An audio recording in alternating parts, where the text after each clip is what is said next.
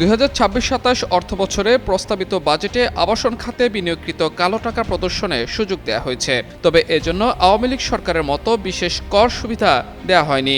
নিয়মিত হারে কর দিয়ে অতীতে বিনিয়োগকৃত অপ্রদর্শিত অর্থ বৈধ করা যাবে। বৃহস্পতিবার বিকেলে জাতীয় সংসদে 9,38,000 কোটি টাকার বাজেট উপস্থাপনকালে অর্থ ও পরিকল্পনা মন্ত্রী আমির খসরু মাহমুদ চৌধুরী এসব প্রস্তাব তুলে ধরেন। বিএনপি নেতৃত্বাধীন সরকার ক্ষমতায় আসার পর এটি তাদের প্রথম বাজেট। নন ইনভার্টার এসির দামে ঘরে আনুন বিদ্যুৎ সাশ্রয়ী ইনভার্টার এসি। এখন 1.5 টন মাই ওয়ান ইনভার্টার এসি মাত্র 48,900 টাকা পাওয়া যাচ্ছে মিনিস্টার শোরুমে। এর আগে প্রস্তাবিত বাজেটটি অনুমোদন দেয় মন্ত্রিসভা। এ বাজেট সংসদে পাশ হবে 30 জুন। এর আগে 2023-24 অর্থবছরের বাজেটে 10% কর দিয়ে কালো টাকা প্রদর্শনের সুযোগ দিয়েছিল তৎকালীন আওয়ামী লীগ সরকার। নানা সমালোচনার মুখে 2024-25 অর্থবছরে সেটি 15% উন্নীত করা হয়। পরে জুলাই গণ অভ্যুত্থানের পর ক্ষমতায় এসে অন্তর্বর্তী সরকার এই সুযোগ বাতিল করে দেয়। ক্ষমতা গ্রহণের পর বিএনপি সরকার প্রথম বাজেটে কালো টাকা প্রদর্শনের সুযোগ দিয়েছে। এজন্য আয়কর আইনে নতুন বিধান যুক্ত করা হয়েছে। নতুন নিয়ম অনুযায়ী কোনো ব্যক্তি জমি, বিল্ডিং বা অ্যাপার্টমেন্ট কেনার সময় দলিলে প্রকৃত মূল্য গোপন করলে তার রিটার্নে প্রদর্শন করতে পারবে। এজন্য তাকে ক্রয়কৃত স্থাবর সম্পত্তির প্রকৃত মূল্য ও দলিল মূল্যের পার্থক্যের উপর নির্ধারিত হারে কর দিতে হবে।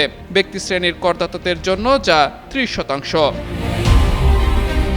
অন্যদিকে যদি কোনো বিক্রেতা জমি, বিল্ডিং বা অ্যাপার্টমেন্ট কেনার সময় দলিলের প্রকৃত মূল্য গোপন করে থাকেন, তাহলে বিক্রেতাকে সম্পত্তির প্রকৃত মূল্য ও দলিল মূল্যের পার্থক্যের উপর 15% মূলধনী কর দিতে হবে।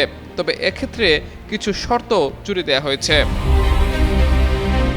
এছাড়া প্রতিষ্ঠান বা বিক্রেতার ক্ষেত্রে 1.5 কোটি টাকার 15% হারে 22,50,000 টাকার মূলধনী কর দিতে হবে।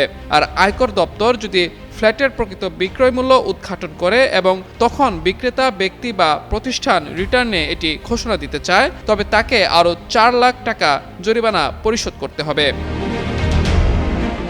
এই পদ্ধতিতে অতীতে বিনিয়োগকৃত কালো টাকা প্রদর্শন করা হলে বাংলাদেশের প্রচলিত অন্য কোনো আইনে বিনিয়োগ বা ক্রয় বা অর্থপ্রাপ্তির উৎস নিয়ে কোনো প্রশ্ন উত্থাপন বা কার্যক্রম গ্রহণ করা যাবে না।